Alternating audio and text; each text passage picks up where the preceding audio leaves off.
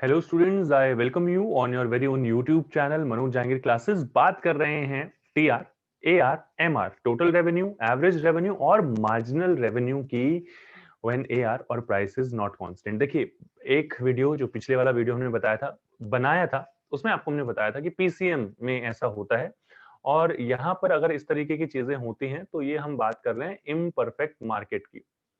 Imperfect competitive market भी आप कह सकते हैं, जिसके अंदर क्या होता है कि बेसिकली प्राइस जो है वो कांस्टेंट नहीं होता। ये इम्परफेक्ट कॉम्पिटिटिव मार्केट के वैसे कई बार जब बोर्ड में क्वेश्चंस भी आए हुए हैं कि भाई दो इम्परफेक्ट मार्केट के एग्जांपल दे दीजिए, इम्परफेक्ट कॉम्पिटिटिव मार्केट के एग्जांपल दे दीजिए, तो मोनोपोली, मोनोपोलिस्टिक और ओलिगोपोली ये इम्परफेक्ट मार्केट कंपटीशन के एग्जांपल्स होते हैं। और इस तरीके के मार्केट में अगर आप देखेंगे, ऑब्जर्व करेंगे, तो price is not constant. Price जो है कांस्टेंट नहीं होता, प्राइस फॉल होता है, प्राइस डिक्रीज होता है if a seller wants to increase the quantity of the units which he is selling. Basically जब अगर आप ज्यादा सेल करना चाहते हैं तो आपको प्राइस कम करना पड़ेगा। फॉर एग्जांपल देख लीजिए, यहां पर हम बात कर रहे हैं टोटल रेवेन्यू, एवरेज रेवेन्यू और मार्जिनल रेवेन्यू की शेप की under monopoly, monopolistic market. Oligopoly की बात नहीं करते हैं हम यहां पर। तो यहां पर हमने ले लिया है आउटपुट एक तरफ जो 1 2 3 4 है, प्राइस ले लिया है जो कि मैं हमेशा आपको बताता हूं, प्रीवियस वीडियो में भी मैंने बताया था that price is always equal to A R. Price हमेशा ए आर के बराबर होता है, हर एक मार्केट में होता है, किसी स्पेसिफिक मार्केट में नहीं होता। इवन ऑलिगोपॉली वाले मार्केट में भी, ऑलिगोपॉली टाइप ऑफ फॉर्म या फॉर्म ऑफ मार्केट में भी होता है, टाइप ऑफ मार्केट में भी होता है। सो चाहे किसी भी मार्केट की बात करें, in all types of markets price is equal to A are.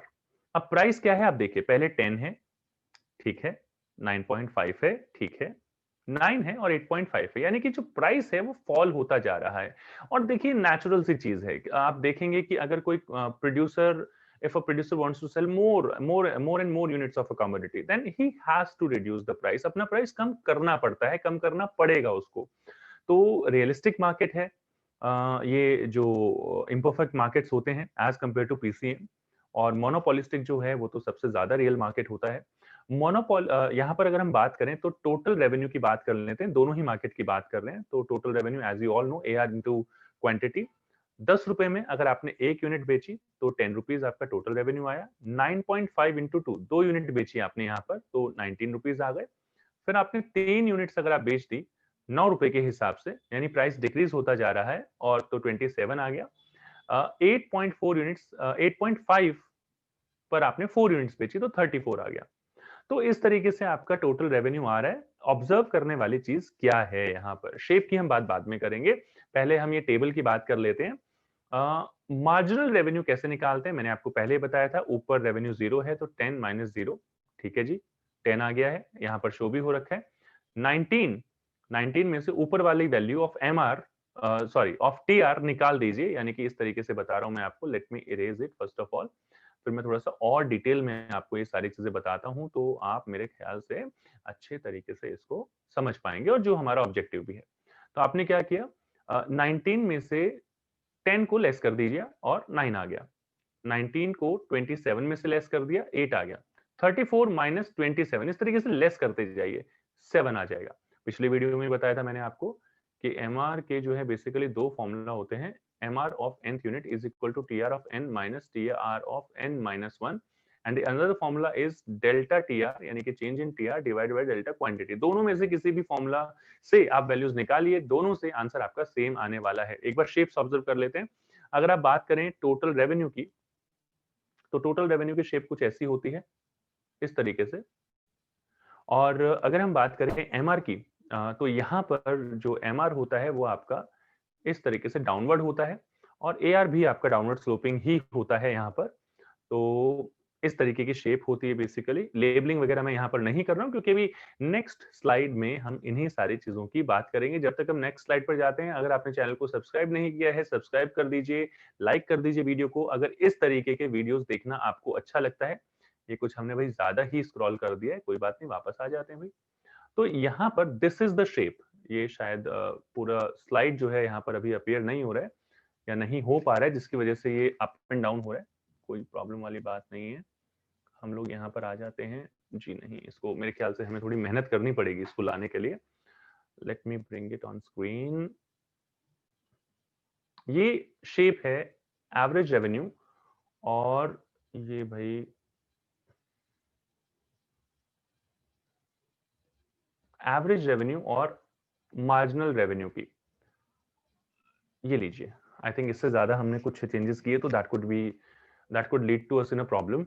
So average revenue and marginal revenue under monopoly market में और मोनोपोलिस्टिक कंपटीशन में इस तरीके के कर्व्स होते हैं। तो दोनों ही कर्व, जैसे पीछे आपने टेबल देखी, तो टेबल में आपने देखा कि प्राइस जो है वो रिड्यूस हो रहा था 10, 9.5, 9, देन इस तरीके 8.5 इस तरीके से। तो प्राइस आपका रिड्यूस हो रहा था। आपने एक चीज ऑब्जर्व की, प्राइस रिड्यूस होगा तो एआर भी रिड्यूस होगा, और अगर एआर रिड्यूस हो रहा है तो आपका एमआर भी, मार्जिनल रेवेन्यू भी जो है वो रिड्यूस होगा ही होगा। यहाँ पर दोनों ही जो कर्व हैं वो एक ही पॉइंट से स्टार्ट होते हैं। वैसे तो ये फर्स्ट यूनिट से स्टार्ट होते हैं, काफी बुक्स में आपको इस तरीके से भी दोनों ही कर्व बने हुए दिखाई देंगे कि फर्स्ट यूनिट पर यहाँ से इस तरीके से, ये इस तरीके से बने हुए मिलेंगे आपको। तो this is your MR curve, marginal revenue, this is your average revenue, this is your x axis, this is your y axis, this is your output sold, and this is your revenue. यहाँ पर आप revenue ले लेंगे, इस तरीके से आप represent कर सकते हैं।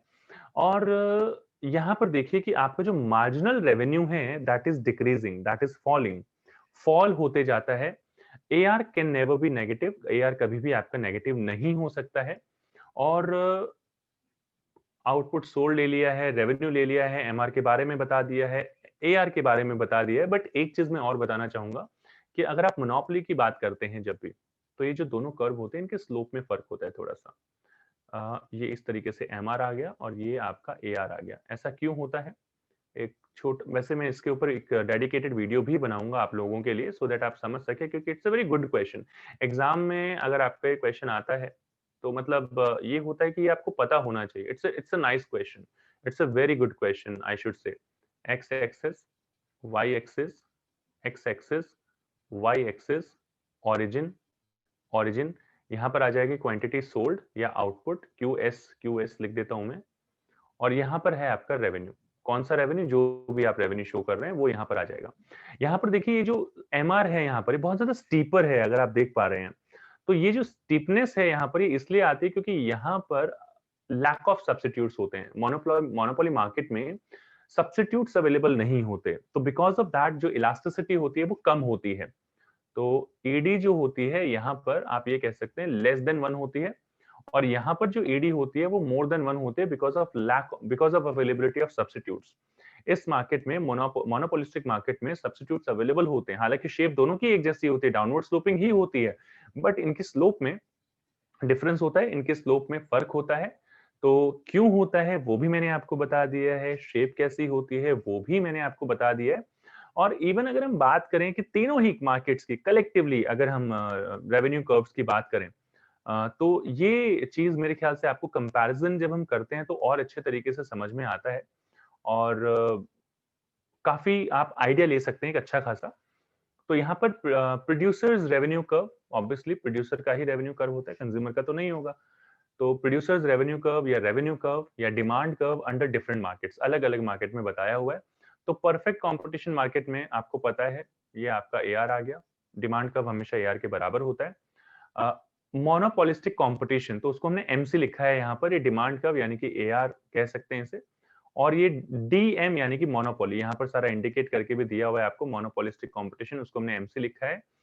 ये डिमांड कर्व जो है वो पी यानी कि परफेक्ट कंपटीशन मार्केट का है। तो everything is written there and you can see कि मोनोपोली में जो है, मोनोपोली का जो डिमांड कर्व है वो स्टीपर है, और यहाँ पर ये जो मोनोपोलिस्टिक है का जो डिमांड कर्व है ये थोड़ा सा फ्लैटर है, जबकि मोनोपोली मार्केट का ये जो कर्व है ये स्टीपर है, यहाँ पर स्टीपनेस बहुत ज्यादा है।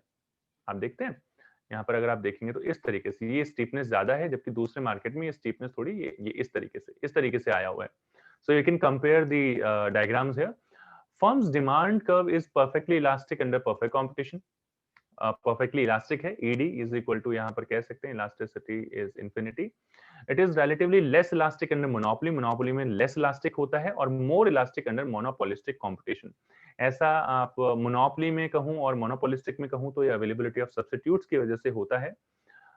DP is demand curve under perfect competition and it is perfectly elastic, ये perfectly elastic है।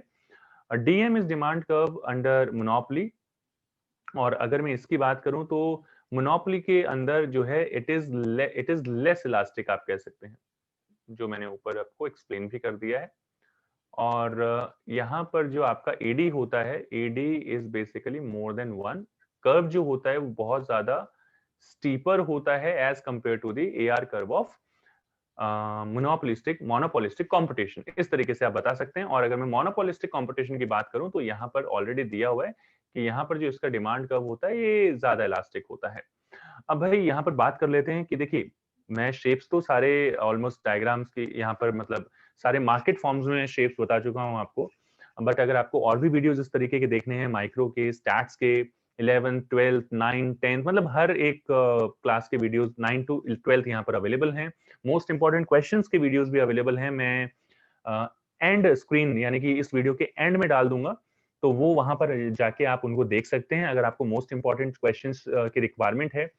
और प्लेलिस्ट जो है मैं आपको दे दूंगा कार्ड सेक्शन में, तो आप जाके वहां पर वीडियोस और भी वीडियोस चेक कर सकते हैं। काफी सारे वीडियोस अवेलेबल हैं बाकी सारे चैप्टर्स पर। तो आज की वीडियो में इतना ही, और अगर आपके कोई डाउट्स हैं तो आप हमें कमेंट सेक्शन में जरूर लिखकर बताएं। हर एक कमेंट को मैं रीड करता हूं और उसका रिप्लाई जरूर जरूर करता हूं, तो आप हमें कमेंट सेक्शन में लिखकर बता सकते हैं अगर आपका कोई डाउट है। दूसरी चीज, ये वीडियो अगर आप फेसबुक पर देख रहे हैं तो हमारे फेसबुक पेज को लाइक कीजिए, इंस्टाग्राम पर आप हमें फॉलो कर सकते हैं, और यूट्यूब पर आप सब्सक्राइब जरूर कर लें हमारे चैनल को, क्योंकि हर एक न्यू सब्सक्राइबर जो है, you people are immense source of motivation for us, for me, and it motivates me to bring more and more to make more and more videos for you। नए नए videos, नई नई चीजें मैं आप लोगों के लिए लाता रहता हूँ। आपकी कोई सजेशन है तो हमें जरूर बताएं। बाकी मिलते हैं आपसे नेक्स्ट क्लास में। Till then, goodbye all of you, and keep watching Manoj Jangir classes। Thank you।